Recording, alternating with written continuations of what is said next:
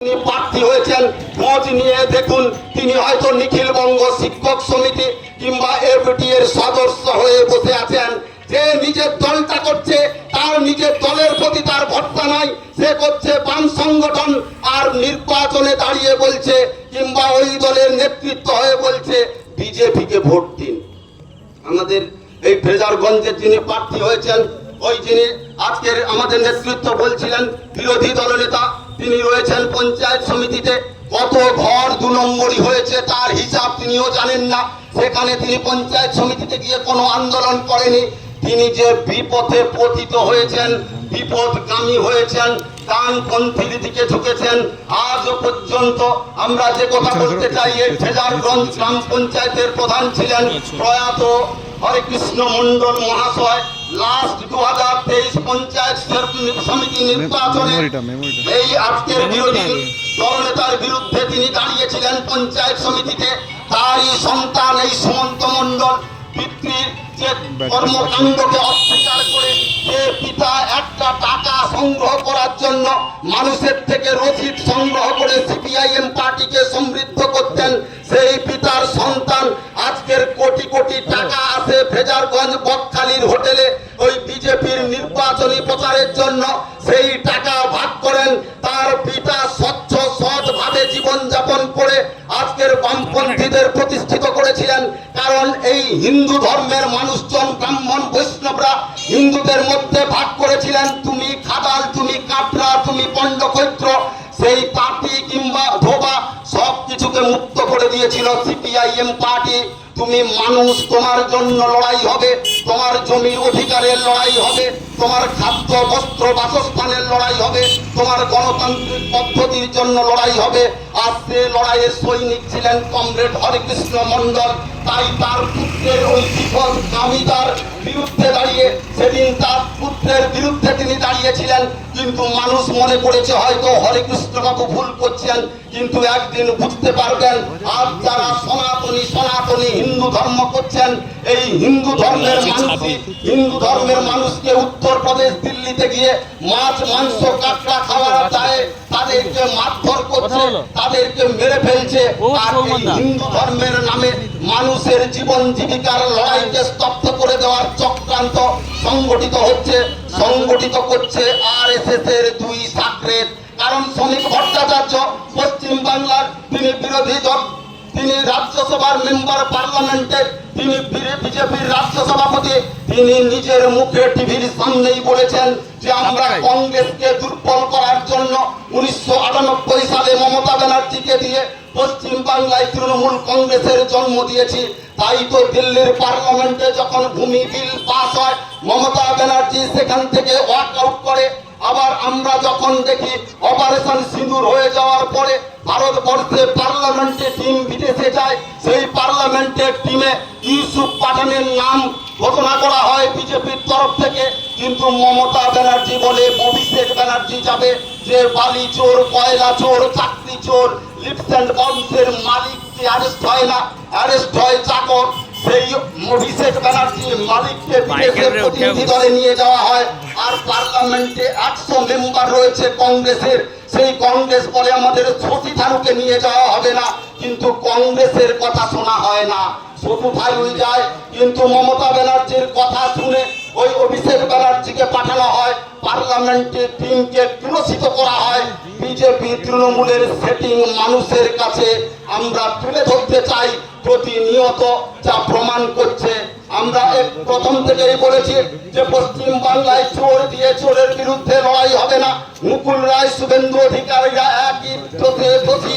আজকের মুকুল রায় মারা গেলেও কিন্তু পশ্চিম বাংলায় সমস্ত তৃণমূল বা অন্যান্য রাজনৈতিক দল থেকে ওই ছাগলের মতো, গরুর মতো কেনা বেচার তিনি কাণ্ডারি ছিলেন পরবর্তীকালে এই শুভেন্দু অধিকারী।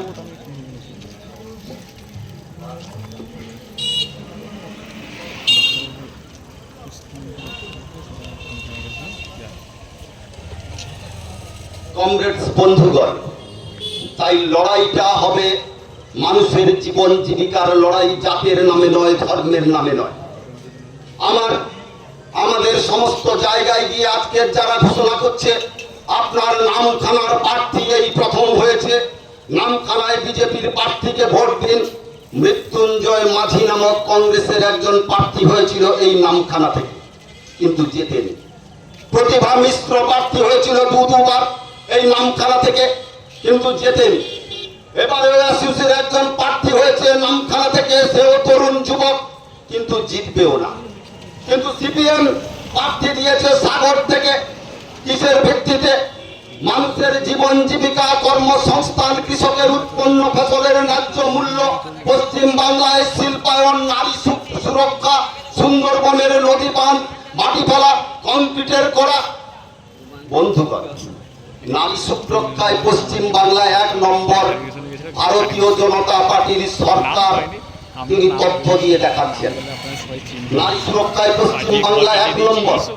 আরজিকর থেকে কসবার ল কলেজ, কোচবিহারের হিমানী বর্মনকে ধর্ষণ করে তাকে খুন করে রেল লাইনের উপর ফেলে দেওয়া হয়েছিল।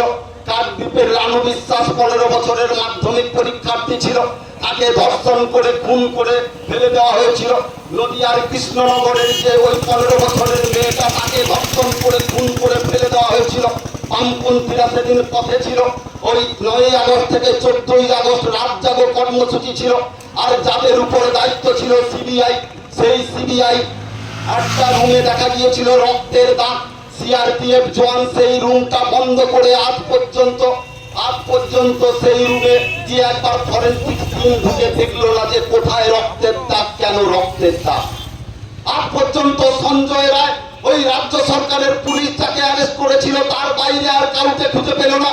আর এই মোদীর সরকার তারা ঘোষণা করছে পশ্চিম বাংলা নাকি ভারতবর্ষে নারী নিরাপত্তায় 1 নম্বর। তাহলে আপনি বিশ্বাস করেন বিজেপি তৃণমূলের বিরুদ্ধে লড়াই করবে কিংবা অন্যায়ের বিরুদ্ধে রুখে দাঁড়াবে? 100 দিনের কাজের টাকা চুরি করলো, সমস্ত চোরেদের আজকে ড্যাং করে ঘুরে বেড়াচ্ছে, কোন চোর অ্যারেস্ট হলো না, কিন্তু 100 দিনের কাজ বন্ধ হলো। তার আগেই বিজেপি সরকার ঘোষণা করে দিয়েছিল 100 দিনের কাজ পশ্চিম বাংলা 1 নম্বর। তৃণমূলের দ্বারা বিজেপি পুষ্ট, বিজেপির দ্বারা তৃণমূল পুষ্ট। যেমন ভাবে হাতরাস উত্তরপ্রদেশে, সেখানে একজন মেয়েকে রেপ করে তাকে তার বাবাকে পুলিশ থানায় ডেকে পিটিয়ে হত্যা করে দিয়ে সে যখন দিল্লি আদালতের দ্বারস্থ হলো, তার যে উকিল ছিল তার কাকা, সেই গাড়িতে ওই বিজেপি সরকারের পুলিশ তাকে লরি দিয়ে পিষে ফেলার চেষ্টা করলো। মণিপুরে ধর্ষণ করে তারপরে তাকে উলঙ্গ করে রাস্তায় ঘোরানো হয়েছিল। দেশের প্রধানমন্ত্রী 56 ইঞ্চি তার ছাতি এবং তার মেরুদণ্ডটা সোজা। আজ পর্যন্ত দেখেছেন দেশের প্রধানমন্ত্রীকে কোথাও সাংবাদিক সম্মেলন করতে? কেউ দেখেছে দেশের প্রধানমন্ত্রী সাংবাদিক সম্মেলন করছেন না। গদি মিডিয়া সঙ্গে নিয়ে ঘুরে বেড়ান। যে মিডিয়া তার দালালি করবে, সেই মিডিয়ার মাধ্যমে তিনি মন কি বাত বলবেন। ভারতবর্ষের মানুষের মনের কথা শুনবেন না। তেমন পশ্চিম বাংলায় একই রকম ভাবে, যেমন ভাবে আপনার এলাকায় হাঙ্গামা হয়, স্টেজের উপর মমতা ব্যানার্জি মাইক্রোফোন নিয়ে এদিক থেকে ওদিক দৌড়ে বেড়াচ্ছে, এবং কেউ যদি বলছে দিদি দেখবেন কেন্দ্র সরকার সারের দামটা বাড়িয়ে দিয়েছে, তিনি বলবেন মাওবাদী, ওটাকে অ্যারেস্ট করো।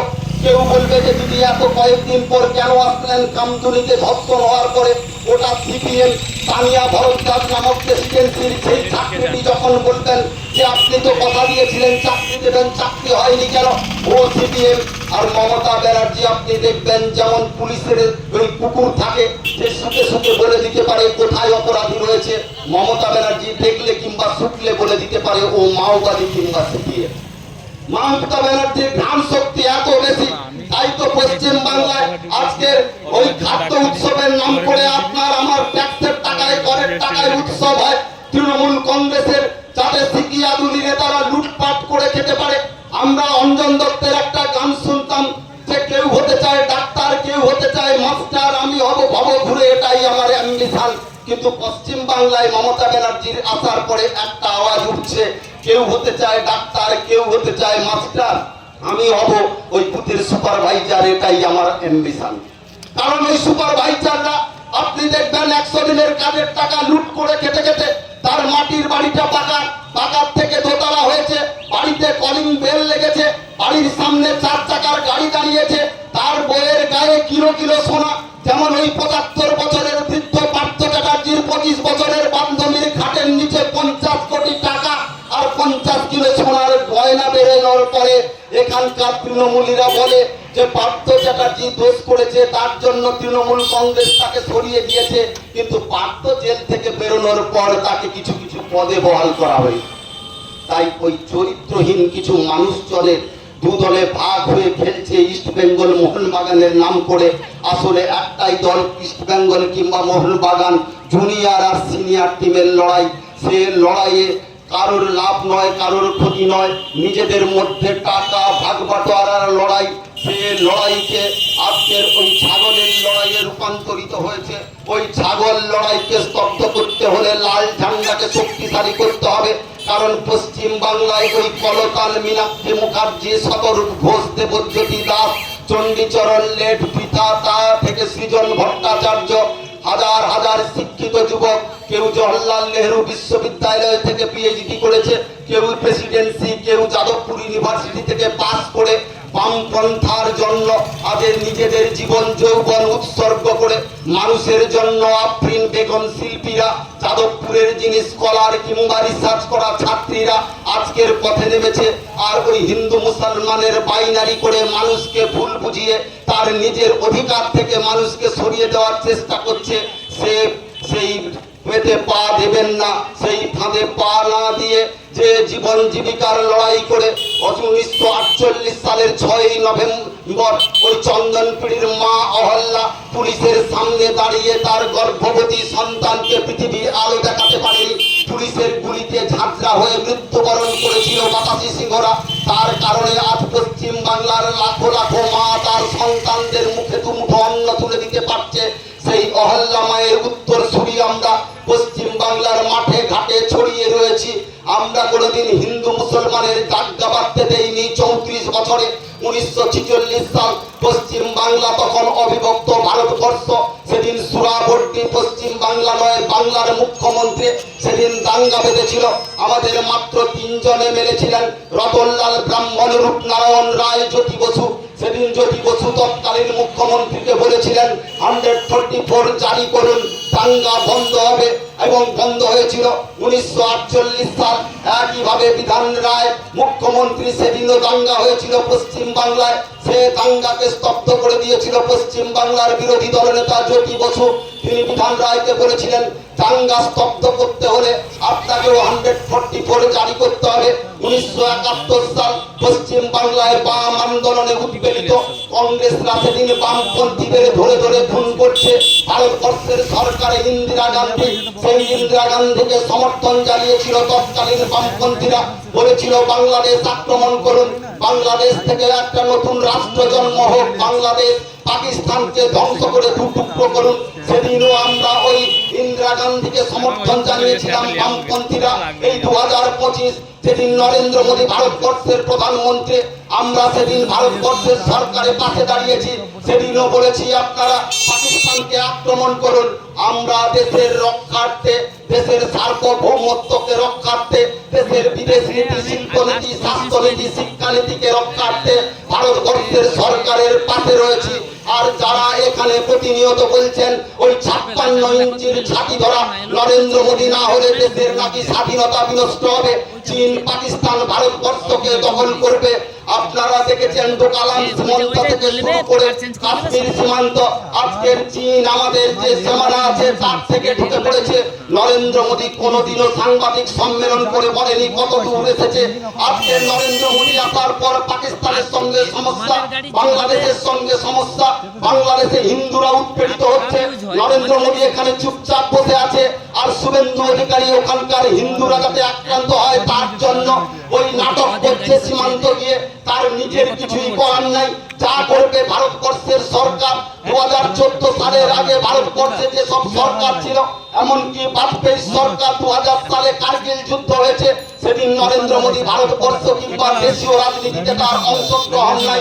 69-এর রাজনীতি সেখানে পাকিস্তানকে রাজস্থান সীমান্তে আমরা আটকে দিয়েছিলাম, সেদিন কংগ্রেসের সরকার। সেদিন নরেন্দ্র মোদী হয়তো রাজনীতিতে অংশগ্রহণ করেনি। 62 যুদ্ধ যখন চীন আমাদের পরাস্ত করার পর, 63 যুদ্ধে আমরা যখন ওই নেপাল সীমান্তে আবার চীনকে আটকে দিয়েছিলাম, সেদিন হয়তো নরেন্দ্র মোদী জন্মই গ্রহণ করেননি।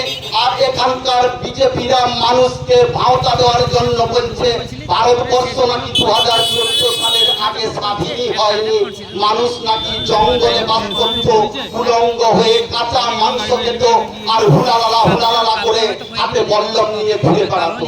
এই ভণ্ড ওই নরেন্দ্র মোদী, ভণ্ড ওই রাজনৈতিক কর্মী যারা পশ্চিম বাংলার মানুষকে লুটপাট করে খেতে ব্যস্ত, টাকার ওই ভাগ বাটোয়ারা নিয়ে কেউ শক্তি কমিটির মাথায়, কেউ মন্ডল কমিটির মাথায় বসে আছে যে যত টাকা আসবে নিজেদের মধ্যে ভাগ বাটোয়ারা করতে হবে, ওই কোম্পানির টাকা তাই বিজেপিটা করতে হবে। আর আমরা হরে কৃষ্ণ মন্ডলদের উত্তরসূরি যারা জীবন দিয়ে লাল পতাকাকে রক্ষা করব, তার সন্তান বিপথে গেলেও তার আন্দোলনের ফলে যে পাশের বাড়ির সন্তানটা আজ দুমুঠো ভাত খায়, পাশের বাড়ির সন্তানটা শিক্ষিত হয়ে প্রাইমারি স্কুলে শিক্ষকতা করে, টেট-এসএসসির মাধ্যমে পশ্চিম বাংলার ছেলেপুলে যে শিক্ষা পেয়েছে, আমরা সেই ছেলেরা যারা লাল ঝান্ডাকে বুক দিয়ে আগলে রাখবো। ওই পাশের বাড়ির সুমন্ত মণ্ডলের ঘরে যখন মাংস হয়, পাশের বাড়ির গরিব বেড়ির ছেলেটা সেদিন তার হয়তো ভাত জোটে কি জোটে না সে খোঁজটা রাখে না। নির্বাচনে যখন দাঁড়িয়েছে আমি তোমার পাশের বাড়ির ছেলে, আমাকে ভোট দাও। আমি যে বাস্তুতে বাস করি সেই বাস্তুতে একটা ছেলে জার্মানে পিএইচডি করে জার্মানে আছে, প্রতি মাসে 5 লক্ষ টাকা পায়, তার বাবা তাকে প্রতিদিন মাথার ঘাম পায়ে ফেলে তাকে শিক্ষা দিয়েছিল, নিজে একজন বিএ পাস মানুষ ছিলেন। জার্মানে যাওয়ার পর যেদিন তিনি মৃত্যুর পথযাত্রে কলকাতা মেডিকেল কলেজে ভর্তি ছিল, সেদিন তার কাছে খবর গেল যে তোমার বাবা মৃত্যু সজ্জায়, তোমাকে একবার দেখতে চায়। তার বক্তব্য, আমি যদি এই মুহূর্তে যাই 10 লক্ষ টাকা খরচ হবে, আমি বাড়ি ফিরবো না। বাড়ি ফিরলো কখন? 4 দিন পরে। তার বাড়ির এক মেয়ে উত্তরী নিয়েছে, উত্তরীয়টা সে 4 দিন পরে এসে সেই উত্তরীয় ধারণ করলো বাপের স্বার্থে খেতে।